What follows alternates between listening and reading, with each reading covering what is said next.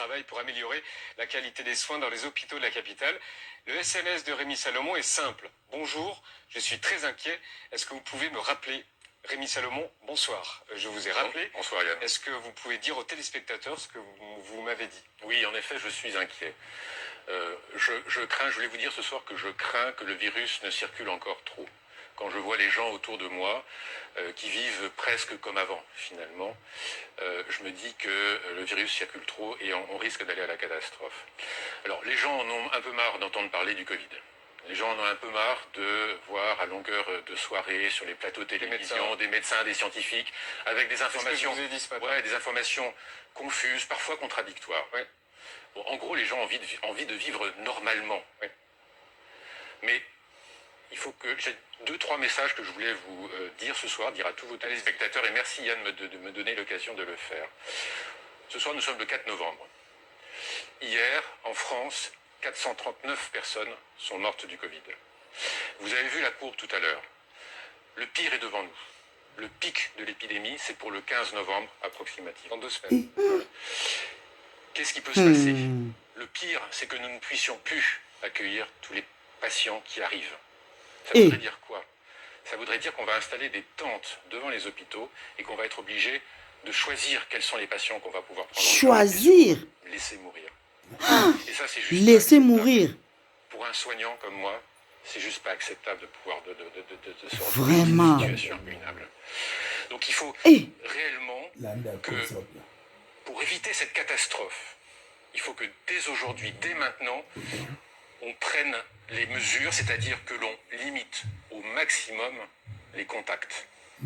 C'est ça qui nous permettra de casser cette effroyable dynamique de l'épidémie. Ça veut dire qu'il faut qu'on limite au maximum nos contacts, au strict minimum, c'est-à-dire la cellule familiale. On respecte plus le confinement. On respecte plus le confinement.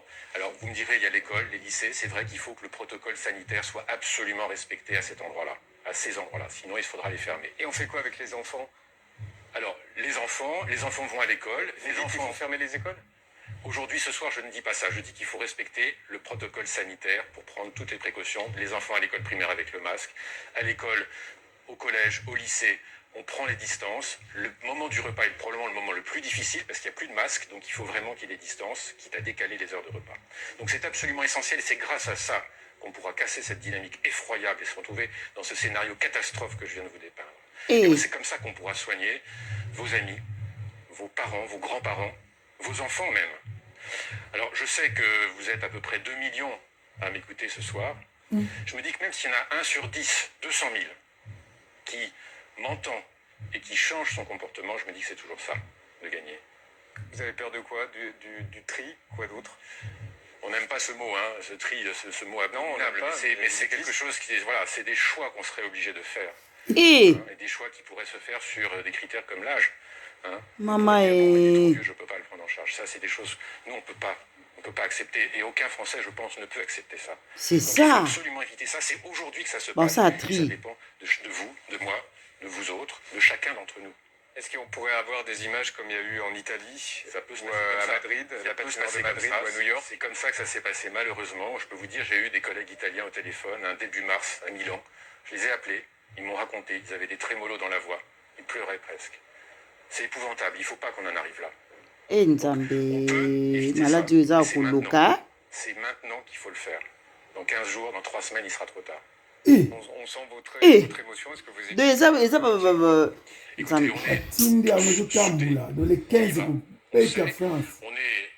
on est un peu effrayé de pouvoir y retourner, hein, parce que ça a été en physique, c'est des journées éprouvantes. Des gens mourir, les visites qui sont limitées. Donc c'est vraiment des situations humainement qui sont extrêmement compliquées. Donc c'est vrai que tous les soignons, on y va, comme je vous ai dit, on va laisser évidemment des gens dans la détresse, on y va pour les soigner. Mais c'est vrai que je j'étais encore le week-end dernier dans un service de réanimation à la PHP et une infirmière m'a dit, s'il vous plaît, dites aux gens, parce qu'elle sait que je vais sur les plateaux, dites aux gens de respecter ça. Pour les patients, faites-le.